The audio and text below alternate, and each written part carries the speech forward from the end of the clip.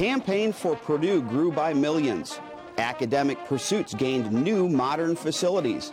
Athletes succeeded on and off the field.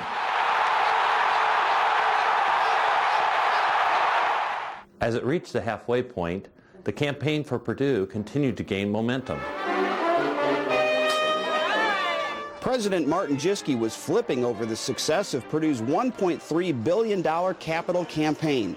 This pancake breakfast in early January 2004 launched the faculty and staff portion of the campaign.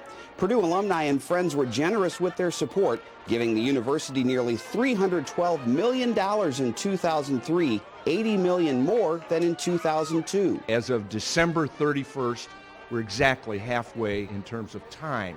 In terms of fundraising, though, I'm pleased to tell you that we have raised $838 million, which is roughly 65% of our goal. You're opening the doors of opportunity in their lives. During homecoming week, gifts totaling more than $30 million were announced. They included $10 million in unrestricted funds from BJ and Karen Palmore, $7 million from Roger Gatewood for the School of Mechanical Engineering, $5 million from Patrick Wang for the School of Electrical and Computer Engineering, $4 million from an anonymous donor for the Visual and Performing Arts Building, $2.5 million from Donald and Catherine Feddersen for the School of Mechanical Engineering, and $2 million from William and Mary Jane Elmore for the Elmore Advanced Wireless Concept Validation Laboratory in the Burke Nanotechnology Center. With the help of computer science, we are able to enter the future and see what this magnificent building will look like. Computer science celebrated just after homecoming as all private funds were raised for construction of a $20 million facility at the corner of 3rd and University Streets. Through virtual reality, President Jischke was able to preview the 100,000 square foot building scheduled for completion by fall 2006. Another campaign announcement was a partnership with the Boeing Company that includes a 4-year, $100,000 grant for academic scholarships and student support programs. The Rolls-Royce Corporation formed a University Technology Center for propulsion technology research for future high-speed aircraft. Christopher and Susan Burke pledged $1.5 million to endow the Burke Professorship in Civil Engineering. It's one of the most exciting moments. A $5.5 million campaign goal will provide an opportunity scholarship for one student in each of Indiana's 92 counties who is facing unusual personal or financial hardship. Most of a $2 million gift from Purdue Board of Trustee Chairman Tim McGinley and his wife Jane will benefit this program. As part of the larger campaign, smaller campaigns were announced at 3 regional campuses and for the Lafayette community. It's going to create a base and a foundation for campus life. Purdue Calumet kicked off a $10.8 million effort. One key component will bring student housing to this Northwest Indiana campus for the first time. A world-class Purdue education to the residents of North Central Indiana. Purdue North Central announced a $6.5 million campaign. Among the goals is a $4 million student activity center. It is part of this region. It is this region. The Indiana University, Purdue University Fort Wayne campus launched a $19.25 million campaign. It includes $9 million in new buildings for music, health sciences, and innovation center, and for the first time, student housing. Highlights of the Lafayette portion of the campaign include $500,000 from Jim and Jan Shook to fund a distinguished professorship in the School of Chemical Engineering, and $3.3 million from Jim and Marilyn Damon to fund scholarships in both liberal arts and mechanical engineering. Purdue continues to build relationships through special programs and projects. You know, we had the first man on the moon. Students interested in space heard comments from astronaut and Purdue alumnus John Blaha as part of Fall Space Day. President Martin Jischke continued to tour cities around the state, including a day in Lafayette, where he visited the Kirby Risk Service Center, Lafayette Instrument Company, and 2 elementary schools. What's your name? The security and stability that they sought has not come their way yet. The office of the provost brought Purdue alumnus and Jordanian Foreign Minister Marwan Muasher back to campus. He spoke about the Middle East and Iraq. A member of the Dayton Contemporary Dance Company conducted a dance workshop at the Black Cultural Center. The pursuit of academic excellence included groundbreaking research, successful programs, and new centers. Yeah, this is the reflectance one. Showalter Distinguished Professor Emeritus of Bioengineering Les Geddes has invented a device that gives doctors a better way to monitor underweight babies. The non-invasive technology uses light to measure the vital signs of preemies. These are the nuts that we'll probably use in Research headed by food and nutrition professor Richard Mattis shows that eating peanuts regularly helps reduce the risk of cardiovascular disease and weight gain. Including the nuts in the diet reduced triglyceride levels, and triglycerides are now recognized as an independent risk factor for cardiovascular disease. University police blew up a donated car to create a simulated crime scene for students in the new forensic science class made popular by the CSI television series. Outside of the classroom, students were kept busy by various activities happening around campus. A new and improved humanities, social science, and education library opened in 2003. The largest of the 17 libraries on the West Lafayette campus, the HSSE library includes a circular reference desk, 13 small group study rooms, and 2 computer stations. Students gathered for the dedication of a new Latino cultural center. We hope that it will begin to serve the needs of the Latino community here at Purdue. A major goal of this facility is to serve as a cultural learning center for all students and faculty and staff. Traditional commencement ceremonies again mark the end of the school year. When students returned in the fall, more than half of incoming freshmen took part in Boiler Gold Rush, which provides a solid orientation to college life and friendships at Purdue. I want to keep you connected once you leave here. Graduating seniors got a chance to enjoy some fun, free food, and giveaways at the Senior Send-Off, sponsored by the PAA Student Ambassadors. Cary Quad, Purdue's oldest and largest men's residence hall, celebrated 75 years as it undergoes $43.5 million in renovations. 2 other residence halls, Meredith and Earhart, became co-ed this year to meet increased demand by males for on-campus housing. New faces joined the Purdue family while the campus landscape evolved. Well done. Congratulations. 3 new administrators include Charles Bantz, new chancellor of IUPUI, George Hind, new dean of the School of Education, and Ryle Nolan, new dean of international programs. Rawls Hall was one of several new buildings to open this year. The dedication featured a baseball theme, with lead donor Jerry Rawls throwing out the first pitch. That's the excitement of all this, is that we are providing a quality facility for young people to learn efficiently, for teachers to be able to teach productively, and hopefully for that whole process to be more fun. Rawls gave $10 million of the $35 million cost for the state-of-the-art 128,000 square foot facility.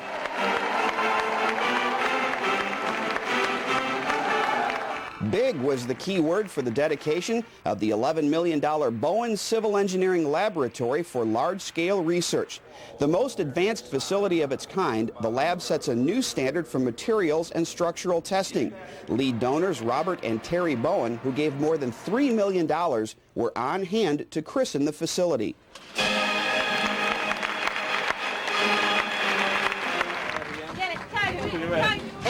A dog took center stage as part of the dedication of the North Central Veterinary Emergency Center on the Purdue North Central campus.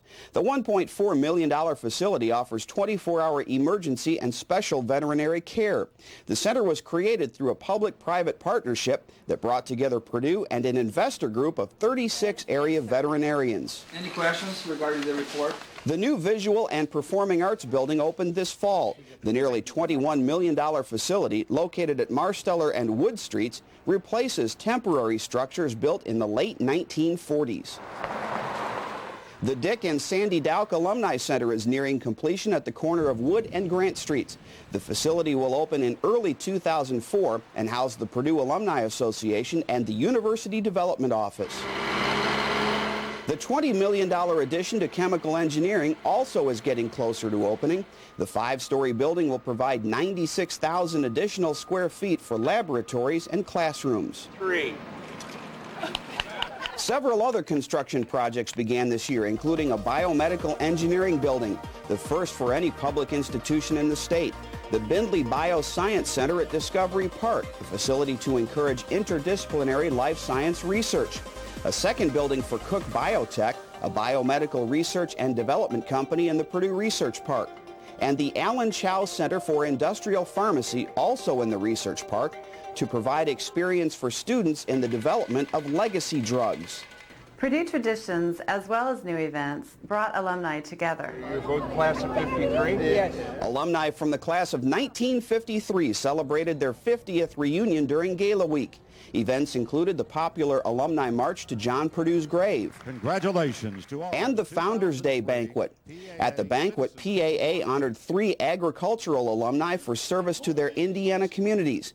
Gary Stuckey of Odom, Audrey McMillan Cole from Alexandria, and James Thomas of Greencastle.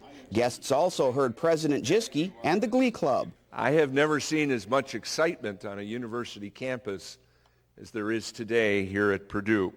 We really are transforming our great university. See, we're glad that you've come back to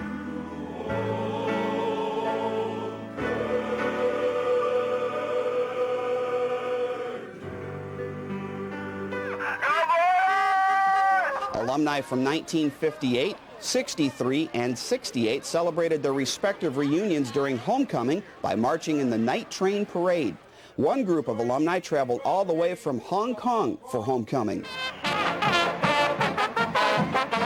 During halftime, members of the Purdue Alumni Band returned to entertain the homecoming crowd.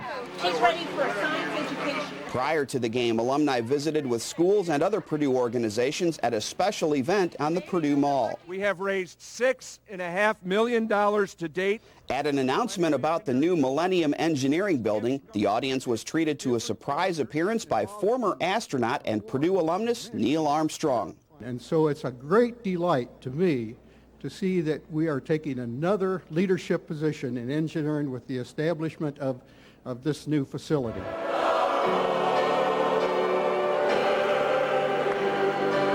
Alumni also gathered at 2 big off-campus events, Purdue Day in Chicago It's like a virtual reality. and Purdue Day at the Indiana State Fair. Both events allowed alumni and friends to visit booths and learn more about happenings at Purdue. Welcome back to campus. If you haven't noticed, there's a lot happening. Alumni club leaders gathered on campus in September for the largest club officers conference ever sponsored by PAA. PAA is unveiling new electronic alumni services. 600 2003 alumni are the first to access the Alumni Association's lifetime email forwarding service. This will be available to all alumni by mid-2004. Check PAA's website for details.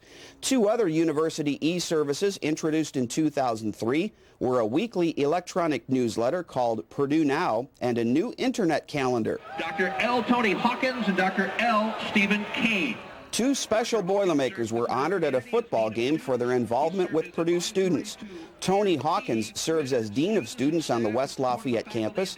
Stephen Kane is pastor and director of the Wesley Foundation in West Lafayette. Purdue student athletes succeed on and off the field. Purdue's Crew Club received top honors at the prestigious Dad Vail Regatta. For the 4th year in a row, the team captured the All-Points Trophy, as did the men's and women's teams. Coach David Kusick was named Dad Vail Coach of the Year. Nice job. The women's soccer team played in its first NCAA Sweet 16 after defeating DePaul and Western Michigan. The season came to an end when the Boilermakers lost 7-0 to eventual champion North Carolina. Purdue finished with a 14-6-3 record.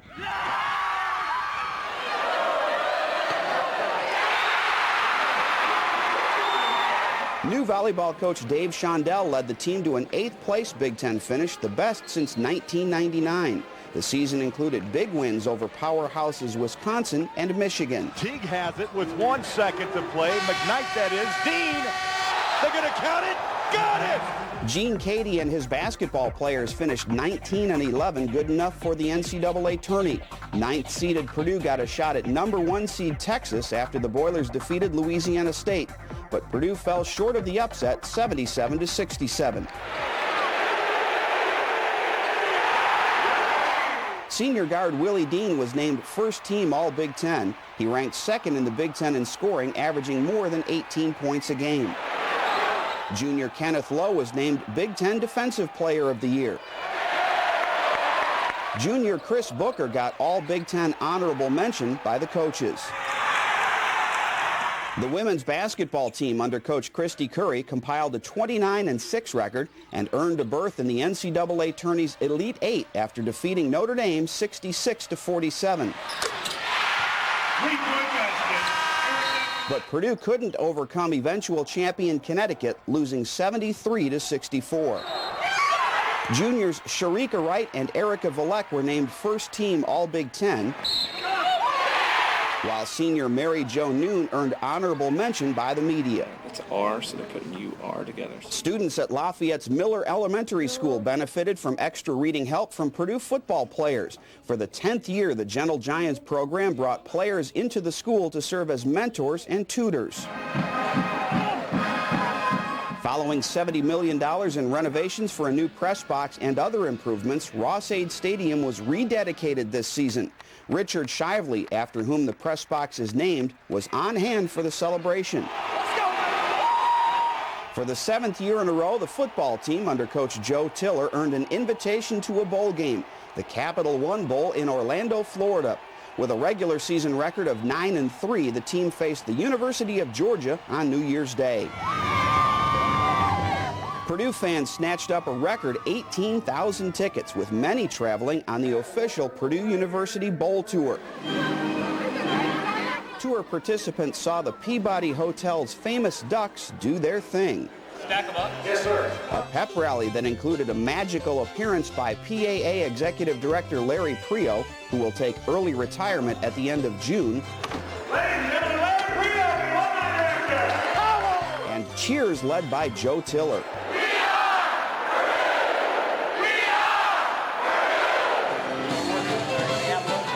Receptions by each of Purdue's academic schools. And a New Year's Eve party that included dancing and celebrating. Happy New Year! Tour participants also enjoyed a pregame brunch. Go, boy, let's go! Featuring an appearance by the cheerleaders and the band.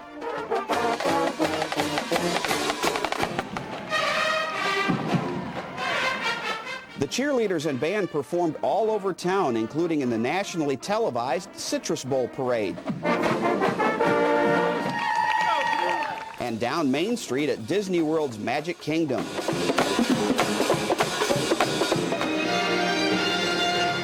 President Jischke and guests also visited Disney World, where they saw the fireworks show at Epcot and received a special presentation from the head mouse himself. M-I-C-K-E-Y-M-O-U-S-E.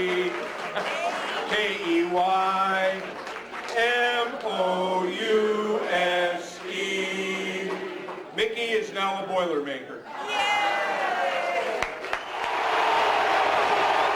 When the bowl game kicked off against Georgia, Purdue started very slowly, digging a 24-0 hole before halftime.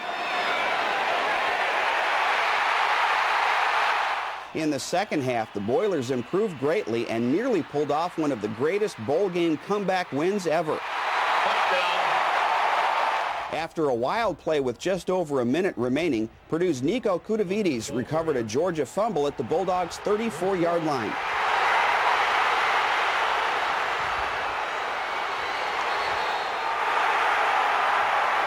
Ben Jones then kicked a 44-yard field goal to tie the game at 27. Georgia won in overtime, 34-27, when Kyle Orton's pass to tie the game was intercepted in the end zone.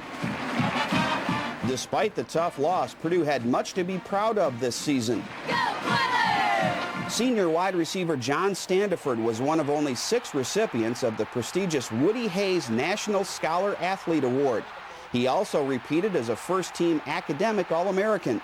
Standiford set several records this year, including this catch to break the Big Ten record for receiving yards. Seniors Nico Kudavides, Sean Phillips,